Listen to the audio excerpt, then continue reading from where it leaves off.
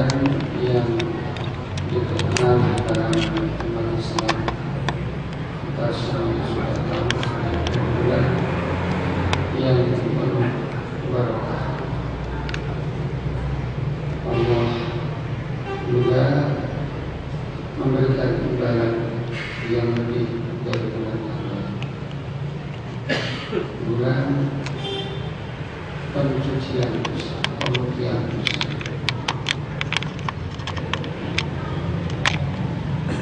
Hanya telah memohon kepada Allah, semoga Allah memberikan kesehatan, makhluk kepada kita untuk bisa memasuki dan menyelesaikan Ramadan ini dengan sebaik-baiknya. Menjelang Ramadan seperti ini, Rasulullah pernah menyampaikan sabdanya kepada para sahabat. Baru saja Jibril datang menemui aku. Kata Jibril, man adraka Ramadan. Barang siapa yang diberi kesempatan oleh Allah masuk di bulan Ramadan, sumpah kharaja walam yufah, kemudian dia keluar dari Ramadan, tentu karena tidak dimanfaatkan dengan sebaik-baiknya, sehingga dia tidak mendapatkan ampunan dari Allah. Lalu dengan takdir Allah, setelah Ramadan itu meninggal dunia, fatakhalanna, maka beradalah taubat. Rasulullah masih tertekun mendengar apa yang disampaikan oleh Jibril. Lalu Jibril mengatakan, mohon lindunglah kepada Allah dari neraka. Lalu Nabi pun mengatakan, ya, semoga Allah melindungi dari neraka. Atau dengan bahasa yang lain, qul amin, katakan Muhammad amin, maka pun mengatakan amin. Nah, di dalam meniti kehidupan dalam hidup ini, baik urusan dunia maupun urusan akhirat, itu Allah sudah membuat aturan-aturan yang mana pada aturan itu kita penuhi, insya Allah kita akan mencapai apa yang kita inginkan. Yang pertama, kita harus memiliki arah yang jelas bahwa istilah Ibnu Qayyim al-Jauzi dengan istilah tauhidul matlub, arah dalam perjalanan hidup kita yang harus jelas. Kemana sesungguhnya perjalanan hidup kita? Nah, berdasarkan Al-Quran, ilallahi marji'ukum jami'an, kepada Allah yang harus kembali. Banyak ayat-ayat yang menerangkan seperti itu. Antara lain kita firman Allah, Ma'budan syukur ya ayyuhal insanu innaka kadihun ila rabbika kadhan famulaqih. Wahai manusia, innaka kadihun, sesungguhnya kamu sekalian itu akan bekerja keras, kadhan dengan bekerja keras. Mana sesungguhnya kerja keras itu? Ila rabbika, sedang dalam perjalanan menuju Tuhan. Famulaqih, tanpa kamu sadari persis nanti kamu akan berada di hadapan Allah. Tinggal tunggu waktu bagi kita, tunggu waktu saja sampainya kepada Allah pasti. Padahal Allah itu sungguh kudus, Maha Suci, Maha Bersih. Karena itu Allah tidak menerima kehadiran kita saat meninggal dunia kecuali dalam keadaan bersih. Karena itu Allah menyediakan dua tempat bagi mereka yang sudah kembali kepada Allah, sudah dalam keadaan bersih.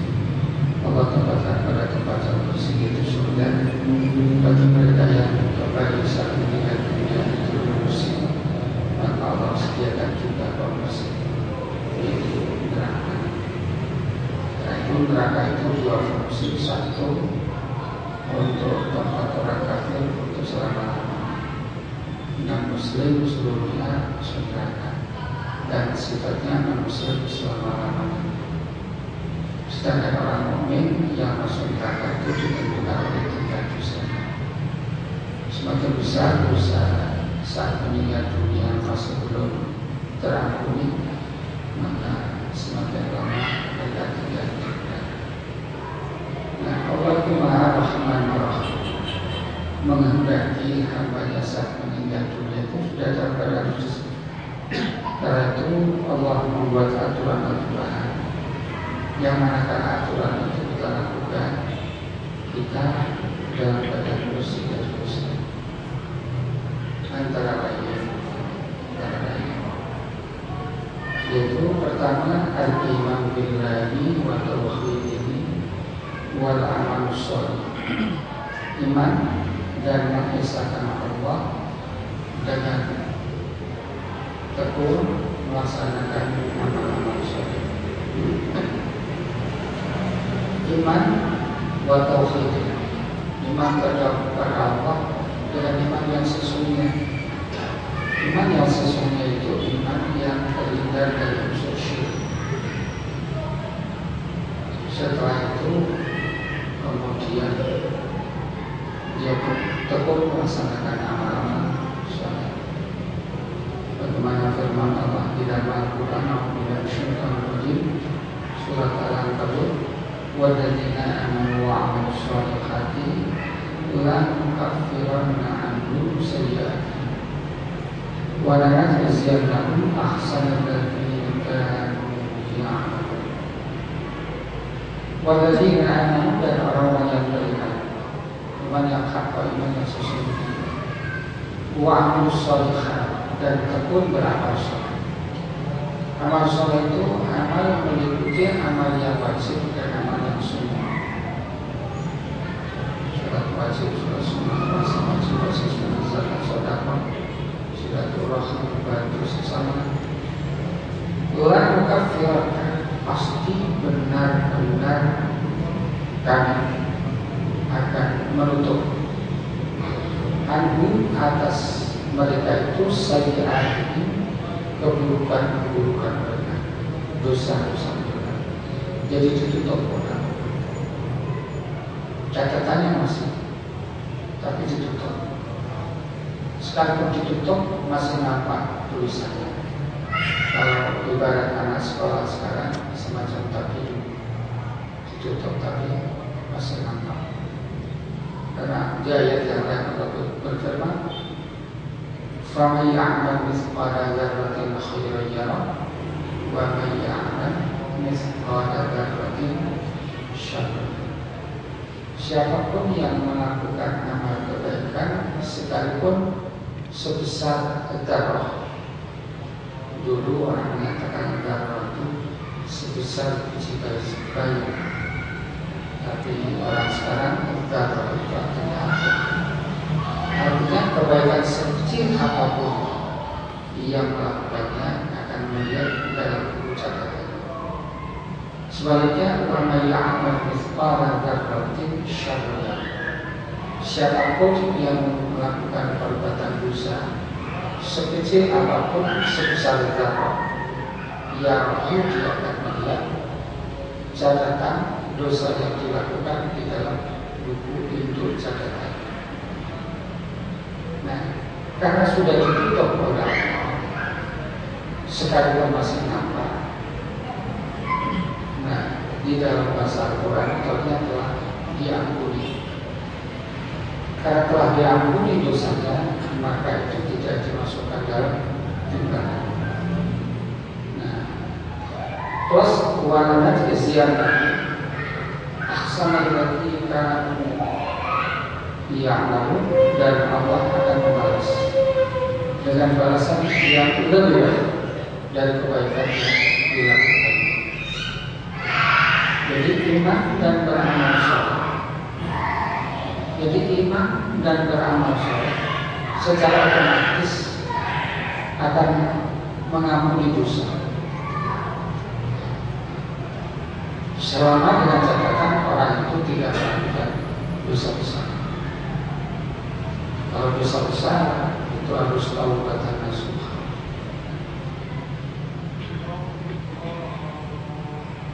Jadi iman. Jadi kalau kita menjaga tauhid kita,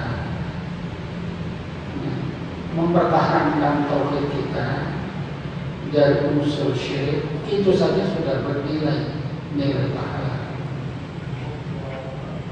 dalam bentuk ampunan. Juga di dalam hadis riwayat Muslim, hadis riwayat Muslim dari Abu Hurairah berkata, "Anna Nabi sallallahu alaihi wasallam qala musalla tuftahu abwabul jannati yaumal itsnani wa yaumal khamis." Dibuka pintu-pintu surga itu setiap hari Senin dan hari Kamis. Fayughfaru likulli 'abdin la yusyriku billahi syai'an. Fayughfaru, maka diampuni, likulli 'abdin, setiap hamba, la yusyriku billahi syai'an, yang tidak menyekutukan Allah. Jadi setiap hari Senin dan Kamis itu pintu surga dibuka, dan saat itu setiap orang yang dengan catatan tidak menyekutukan Allah, maka Allah akan mengampuni dosanya. Jadi yang pertama iman ini harus kita pertahankan. Apalagi sekarang, jadi syaitan itu mengikuti perkembangan arah pikiran manusia. Waktu zaman dulu, zaman Nabi Musa, itu perkembangan ilmu sihir maju sekali. Nah, saat itu syaitan mengikuti perkembangan pola berpikir manusia. Sampai sekarang di masa teknologi juga begitu. Sekitar 10 tahun yang lalu, hobi manusia itu telah dalam seingatnya tahun 95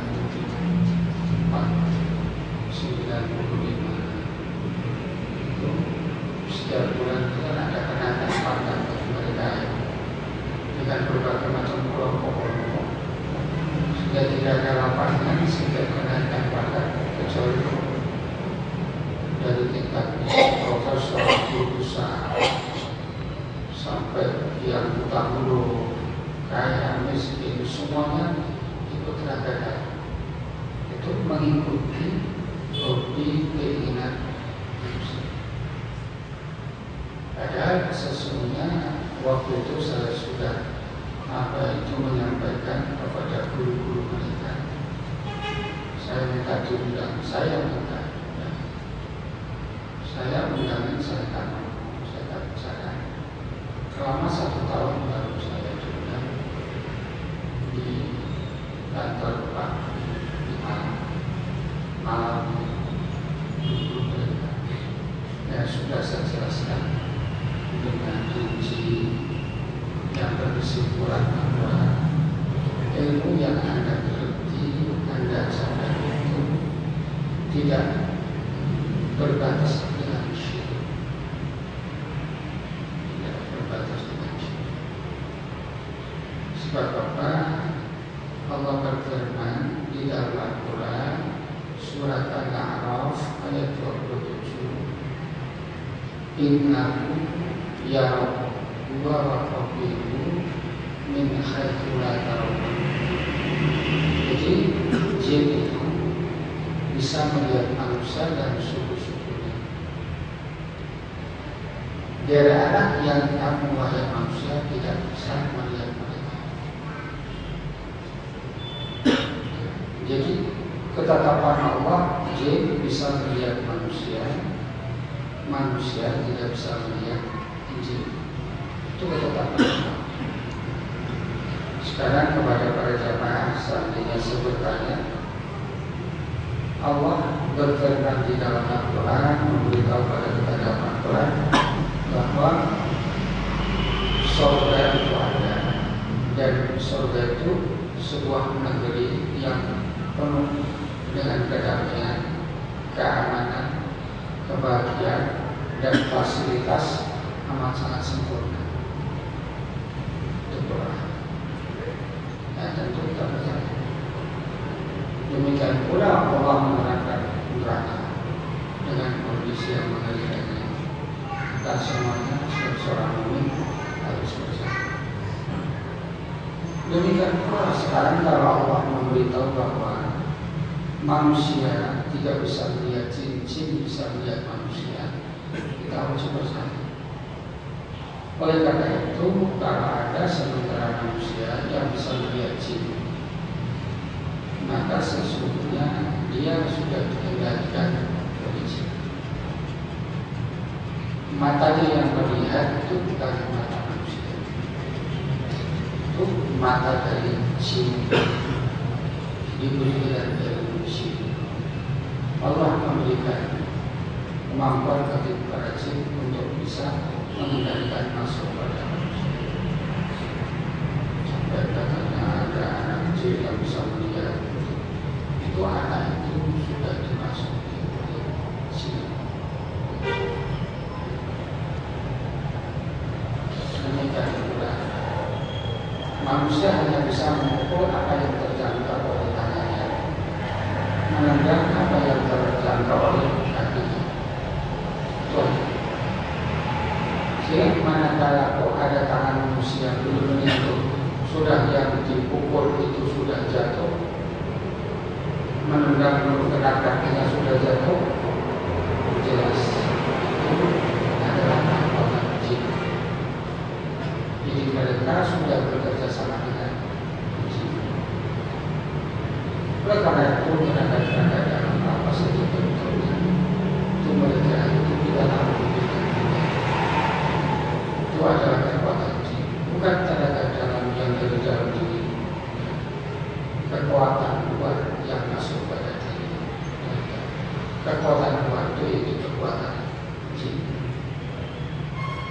Sehingga sepanjang hidupnya jin menyatu di dalam diri, menyatu dalam diri. Nah sekarang makhluk, adakah makhluk yang berada, yang bekerja tanpa upah? Mereka pasti minta upah.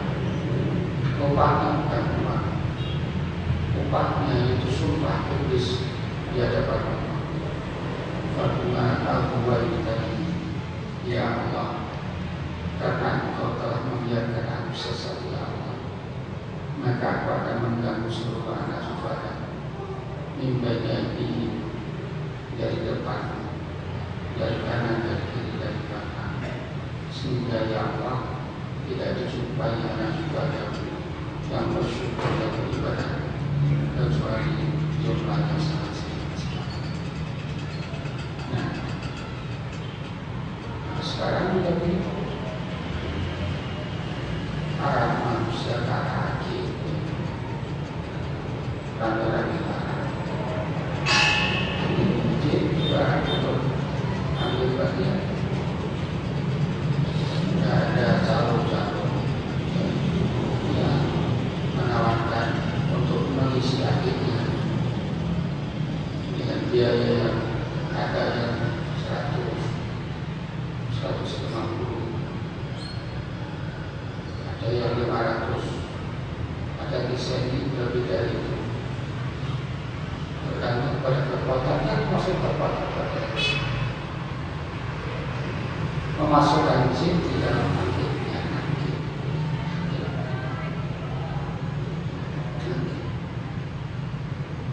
Saya beberapa hari yang lalu itu bersama dengan seorang ustaz. Dia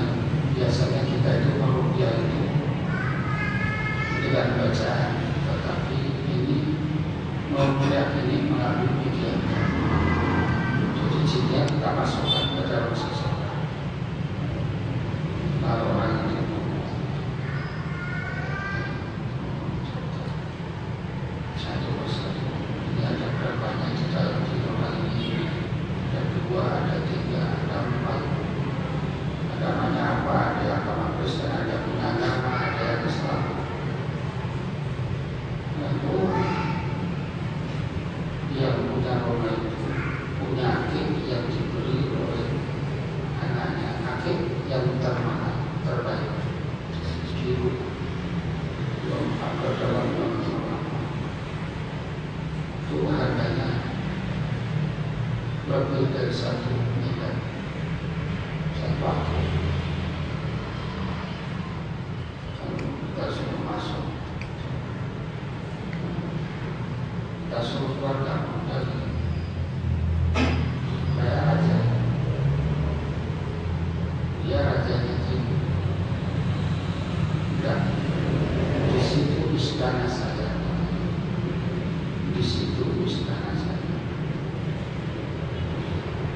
Kita orang sudah kan bisa.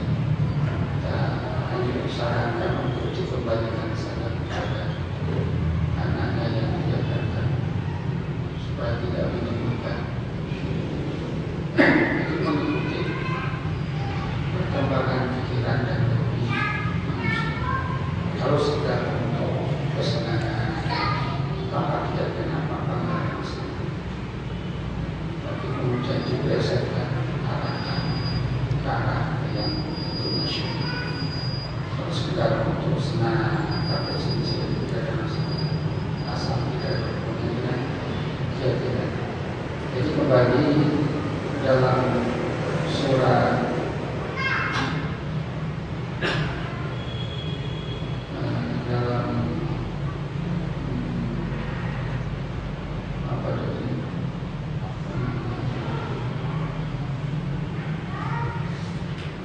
Al-Quran, manakala kita bersih dari unsur syirik, kita sudah terampuni serta secara otomatis dari dosa dengan catatan dosa. Juga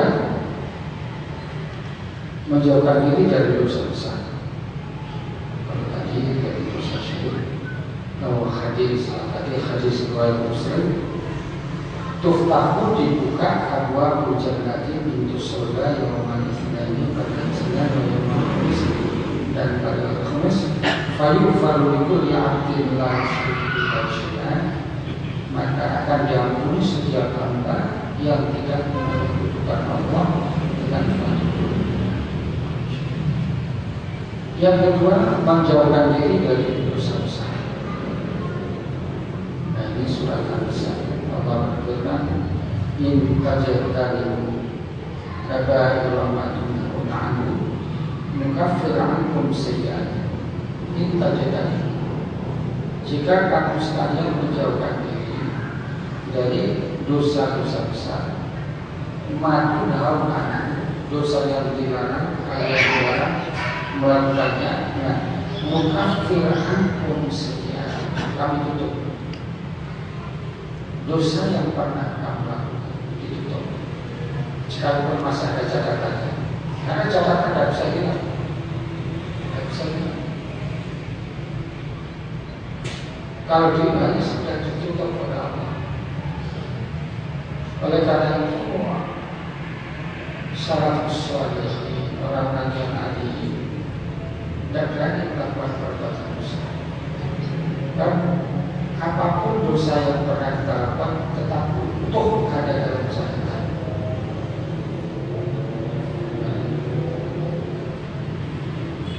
Orang-orang salafus shalihin ini berusaha mempertahankan kebersihan catatan dulu nanti agar dia bisa bangga di hadapan Allah saat menerima catatan. Bagi mereka ini akan bangga pada saat mereka menerima catatan. Mereka menunjukkan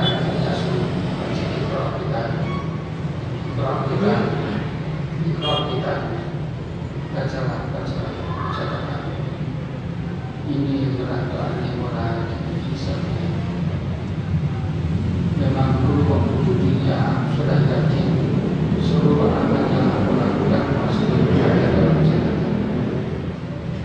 Yang diharapkan akan bangga saat menerima catatan. Itu ayat yang selengkapnya fa'amma man utiya kitabahu biyaminihi fayaquluha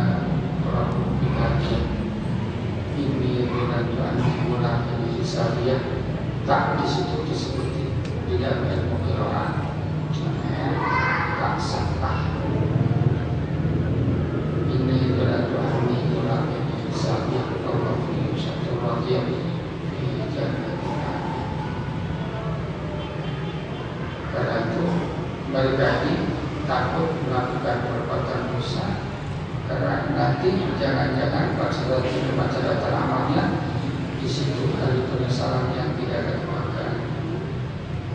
Wa amma man utiya baru bisimani ayat dari kali ulang buta kita biar walau adri ma'asabia. Jadi tetapi sekalipun ada catatan, kemudian dia bertobat, kemudian beramal soleh, berusaha menghindarkan diri dari yang syirik, maka Allah tutup kafara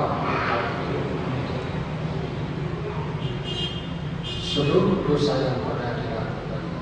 Sekalipun masih ada catatan, karena sudah ditutup, maka tidak ditimbang keburukannya. Tapi bagi orang yang soleh, merasa malu di hadapan Allah, punya catatan yang tidak baik, sekarang pada diterima. Karena itu orang-orang yang seperti itu seperti Allah katakan di dalam Al-Quran, mereka takut yauman tataqallabu fihi al-qulubu wal absar. Takut pada suatu hari di mana mata dan hatinya gelap-gelapan. Mengapa mereka itu tidak berani melakukan perbuatan dosa? Karena takut yauman tataqallab, pada hari di mana saat itu berbolak-balik mata dan hatinya. Mata berusaha untuk memecahkan dosa yang pernah dilakukannya, hati melihat dengan jelas. Hati berusaha untuk mengalihkan dosa yang pernah dilakukannya, mata melihat dengan jelas. Ini yang kita. Oleh karena itu, alangkah indah dan mulianya anak-anak muda yang mumpung masih belum banyak dosa, mempertahankan kebersihan hatinya dari perbuatan dosa, agar nanti bisa merasakan kebanggaan di hadapan Allah. Bukan hanya bahagia saja, kebanggaan di hadapan Allah karena menerima catatan dengan putih amat. Ini yang kedua. Kemudian ada hadis lagi juga masih perbuatan dosa besar. Hadis riwayat Muslim juga, hadis dari Abu Hurairah karena Nabi sallallahu alaihi wasallam dia bersabda, as-shalawatul khamsu, salat 5 waktu, wal jum'atu ila jum'ati, wa ramadan ila ramadan, ramadan ke ramadan, mukaffiratun, akan menutup bainahuma, apa dosa-dosa di antaranya, hingga tanah baru kabair, selama dia menjauhkan diri dari dosa-dosa. Jadi sholat 5 waktu yang kita lakukan dengan langgeng, dengan istiqomah, dengan tertib, itu secara otomatis akan mengampuni dosa-dosa kecil, menutup dosa-dosa kecil. Di antara sholat 5 waktu ke sholat 5 waktu, wal Jumat ila Jumati, dan antara Jumat dengan Jumat itu dosa kecil secara otomatis tertutup. Wa Ramadan ila Ramadan, dan Ramadan ke Ramadan,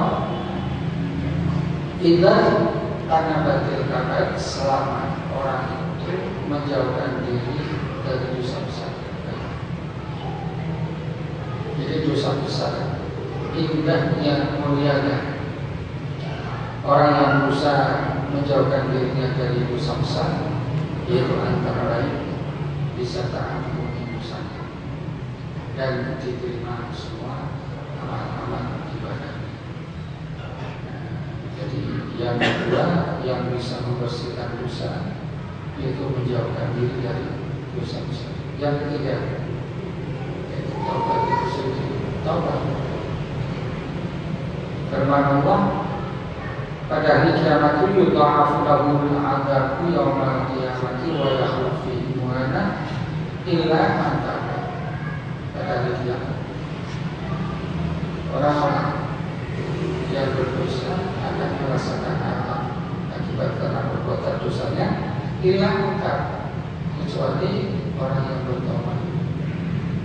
Wa amana dan beriman, wa amila dan beramal amalan sholihan, amal yang soleh.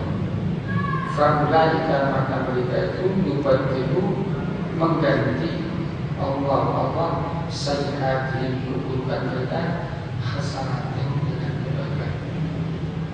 Jadi dosa yang tidak punya ditutup lalu diganti orang dengan pahala yang besar.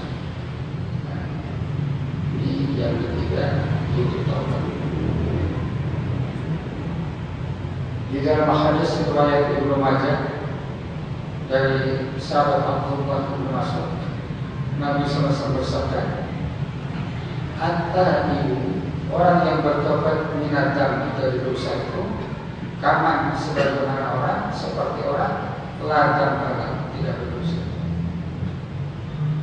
Jadi orang yang melakukan perbuatan dosa lalu bertobat itu ibarat seperti orang yang tidak berdosa. Ibarat seperti, jadi karena sudah ditutup, tapi catatan ini yang mengerikan, yang menakutkan. Jika tidak ada kebahagiaan di hadapan Allah. Yang keempat yaitu istighfar itu sendiri. Mohon ampun dengan jelas. Contohnya astagfirullah, alladzi la ilaha illa huwal hayyul qayyum. Kalimat itu mulia sekali. Ada Bismillah atau dua Bismillah yang azam. Astaghfirullah alladzi la ilaha illa huwa. La ilaha illallah itu juga Bismillah, nama Allah yang Al-Hayy Al-Qayyum, nama Allah yang agung juga Bismillah. Pada kata Rasulullah, barang siapa yang minta kepada Allah, berdoa kepada Allah dengan namanya yang agung, maka Allah akan mengabulkan. Jadi astagfirullah alladzi la ilaha illa huwal hayyul qayyum. Bisa juga dengan sayyidul istighfar, doa panjang atau mantarabi, la ilaha illa anta subhanakallahumma wa ana abduka wa ana ala abdika wa wa'dika mastata'tu. A'udzu bika min syarri ma sana'tu, abu'u laka bi ni'matika 'alayya wa abu'u bi dzambi faghfirli fa innahu la yaghfiru dzunuba illa anta. Itu pada Rasul disebut sayyidul istighfar, istighfar yang paling utama. Sehingga kata Rasulullah, barang siapa yang disodari seperti ini membaca sayyidul istighfar lalu disodari nanti meninggal dunia, maka kita meninggal dalam keadaan fitrah. Demikian pula di pagi hari kita baca sayyidul istighfar, jangan takdir Allah di siang hari kita meninggal dunia, kita meninggal dalam keadaan fitrah. Karena itu kata Rasulullah, al-jannatu aqrabu min syiraki na'li ahadikum. Surga itu lebih dekat dari tali sandal yang kamu pakai. Sangat apa? Saking mungkinnya, saking mudahnya. Antara api itu tadi, hindarkan dari unsur syirik. Apa sih syirik? Mau meninggalkan satu, itu bisikan syaitan. Hindarkan dari unsur syirik. Kemudian sholat, melaksanakan apa yang diwajibkan Allah dan meninggalkan apa yang dilarang oleh Allah. Dihiasi dari kehidupan kita dengan istighfar seperti tadi. Sudah bersih. Kata orang, banyak jalan menuju ke Roma. Surga lebih banyak lagi, lebih banyak. Itu tadi dengan istighfar, saya itu istighfar.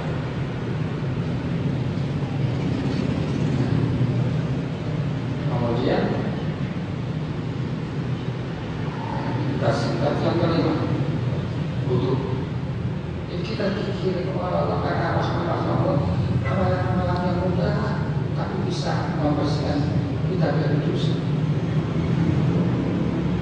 Kata Rasulullah, hadis riwayat Muslim juga di dalam sahihnya, man tawadda'a, pada siapa yang berwudu membasuh muka, maka dosanya akan keluar dari muka. Demikian pula kedua tangan dan kaki, sehingga setiap orang yang sudah wudu bersih dari dosa. Setelah itu apa lagi? Setelah wudu menuju ke masjid seperti para jamaah tadi. Fil kulli khatwatin, setiap langkah menuju ke masjid membersih dosa. Bagaimana murahnya Allah? Berarti semakin rajin sholat berjamaah, semakin banyak dosa yang terampuni dan semakin tinggi derajatnya. Satu langkah diampuni dosa dan mengangkat derajat. Langkah kedua menghapus dosa dan mengangkat derajat.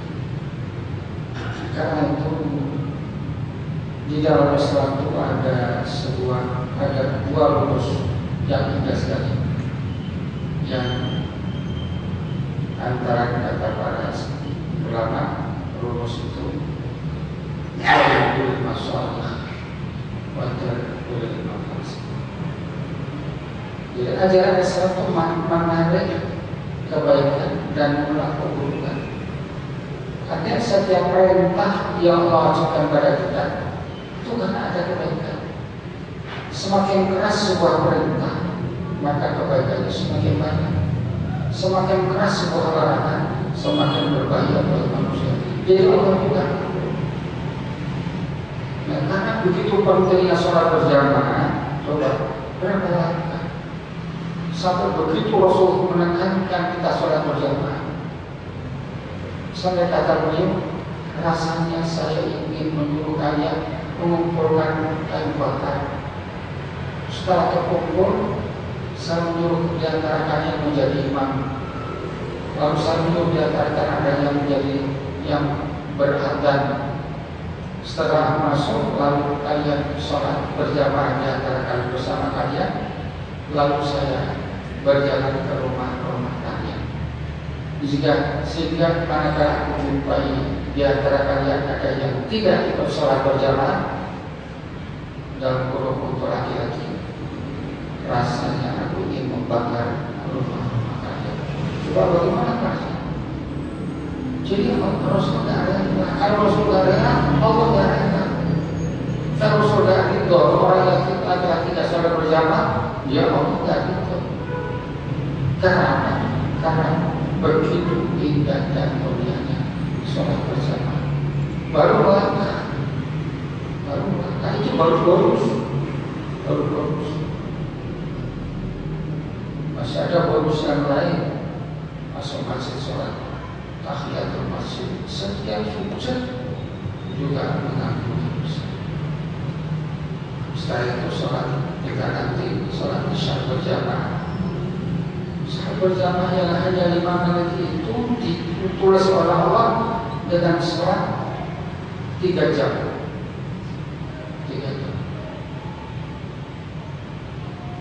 Sedangkan 5 jam ditulis 5 jam.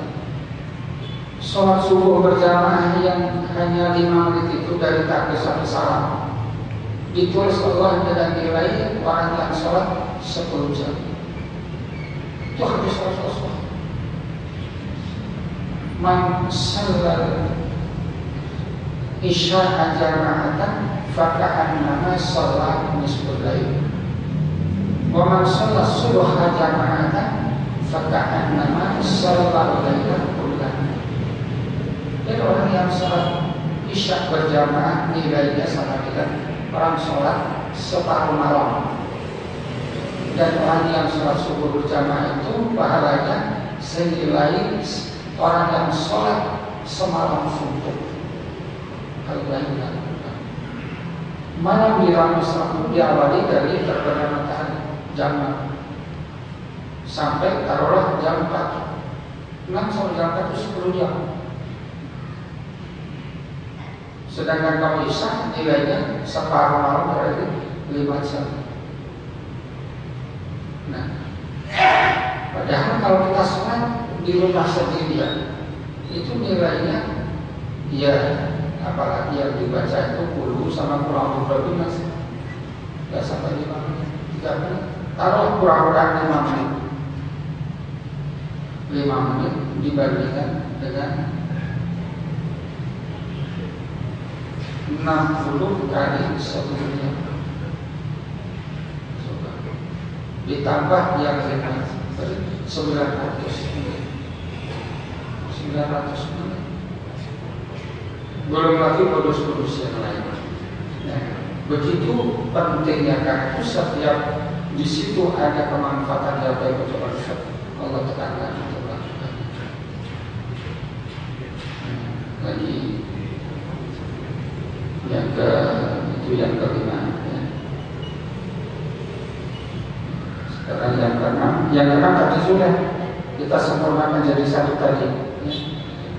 Ala adullukum ala ma yanqudhu bil khataya wa yanfa'u bil darajat. Maukah kalian aku tunjukkan suatu amalan yang besar yang Allah akan menghapus dosa kalian dengan amalmu itu dan mengangkat derajat dari amalmu itu? Mereka menjawab, maaf ya Rasul. Nah, kata Rasul, yaitu menyempurnakan diri dengan baik dan berkafaratul khutaa ilal masajid, dan banyak melakukan langkah-langkah menuju ke masjid untuk sholat berjamaah. Wa intidharus sholati ba'da sholati fadhalikum ribat, menunggu sholat seperti berjamaah dari sholat maghrib sampai sholat isya. Itu bahaya yang besar. Ibarat orang yang siap untuk berperang, semangat tinggi untuk berperang, menunggu sholat itu sendiri dicatat Allah sebagai orang yang mempunyai kekuatan yang besar. Juga saat selama kita menunggu dari maghrib sampai isya, contoh Allah catat dari maghrib dan isya terus pahalanya orang yang sedang sholat selama antara maghrib dan isya. Demikian pula asar sampai maghrib dan seterusnya. Kemudian yang ketujuh, sedekah. Sedekah itu sendiri juga akan menghapus dosa. Firman Allah, "Untuk sedekati fani'amati wa untufuha wa tu'tuha fuqara fa huwa khairul lakum wa yukaffir ankum min sayyi'atikum." Bisa. Itu sedekah. Jika kamu menampakkan sedekah, fani'amati, maka itu baik. Tapi buat untuk fuga, jika kalian menyembunyikan sedekah yang kamu berikan kepada al-fuqara, kepada orang fakir, fa huwa khairul lakum, maka menyembunyikan sedekah itu lebih baik. Wa yukaffir ankum, dan mengampuni dosa-dosa kalian, min sayyi'atikum, dari keburukan-keburukan kalian. Nah, sekarang apa kebaikannya jika menerangkan, dan apa kebaikannya jika menyembunyikan? Menyembunyikan lebih baik. Tapi kalau menampakkan zakat itu juga ada baiknya. Karena bisa menghindarkan dari fitnah. Oh, tidak pernah zakat, orang itu bakhil, nah, itu kan fitnah. Itu membuat orang berdosa. Tapi kalau orang itu sudah setiap tahun sudah tahu dia itu mengeluarkan zakat, nah, bisa terhindar dari fitnah dan bisa mengurangi dosa orang. Nah, itu kebaikannya.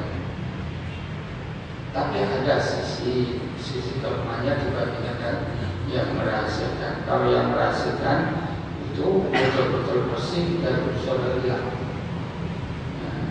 Kalau kemudian diterangkan, dikorankan, itu ya ada baiknya juga untuk pelajaran, untuk contoh kepada orang. Jadi kembali dari surat Al-Baqarah ini menunjukkan bahwa zakat dan sedekah itu juga bisa menutup dari dosa. Kemudian yang ke-8 yang bisa menghapus dosa yaitu umrah, haji, dan juga yang ke-9 kita persingkat itu usaha betul-betul dalam kesabaran kita sabar di dalam menghadapi berbagai musibah dan cobaan. Ma'asobati musibah dan malah khazannya illa kafarallahu wa apapun kesedihan kesusahan yang Allah berikan sebagai cobaan untuk kita, semuanya akan membersihkan dosa. Nah yang ke-10 yang terakhir itu Ramadan ini sebagai pembuktian dosa. Kita semuanya sudah tahu man shoma Ramadan imanan wa ihtisaban ghufira lahu ma taqaddama min dhanbihi. Barang siapa yang puasa dengan iman demi karena ya Allah aku puasa Ramadan, wa ihtisaban demi semata-mata mengharap imbalan pahala dari Allah, maka Allah akan mengampuni dosa yang telah penyakitnya telah mohon. Dan juga yang mulai di bulan Ramadan, jadi double puasa itu sendiri juga sebagai pembersih dosa, pemulihan dosa. Yang mulai itu sendiri, salat tarawihnya sendiri juga menjadi pembersih dosa. Penyakitnya kita mohon kepada Allah semoga Allah memberikan kesehatan kepada kita. Dalam segalanya bersama kita terjadi, memberikan kesehatan kepada kita, kelapangan kepada kita, kekuatan iman kepada kita, sehingga kita bisa menyelesaikan Ramadan ini dengan sebaik-baiknya. Akhirnya ingat Ramadan yang akan kita masuki ini, kalau tahun depan ada Ramadan lagi, Ramadan tahun depan bukan Ramadan ini. Sebagaimana Ramadan yang lalu telah kita lewati dan kita sekarang akan masuk Ramadan. Tapi ingat, Ramadan yang lalu bukan Ramadan ini. Tapi ada sesuatu yang lain. Seluruh baik perlu kita selama 1 tahun Ramadan ke Ramadan utuh ada dalam catatan. Oleh karena itu orang-orang yang alim salafus shalihin waktu demi waktu saja bisa berusaha untuk mengisi hidupnya itu dengan kebaikan. Semoga seluruh amal ibadah kita diterima oleh Allah, dan semoga seluruh dosa kita diampuninya, dan semoga Allah memberikan berkah dan bisa berkali-kali memasuki Ramadan. Amin. Amin. Semoga Allah memberikan saya sendiri banyak absen karena sudah kesehatannya seringkali terganggu. Saya minta maaf dan barangkali ada kurang lebihnya selama menyampaikan. Saya dengan permohonan dan nanti mohon maaf atas kelemahan, kekurangan dan kesalahan. Demikian.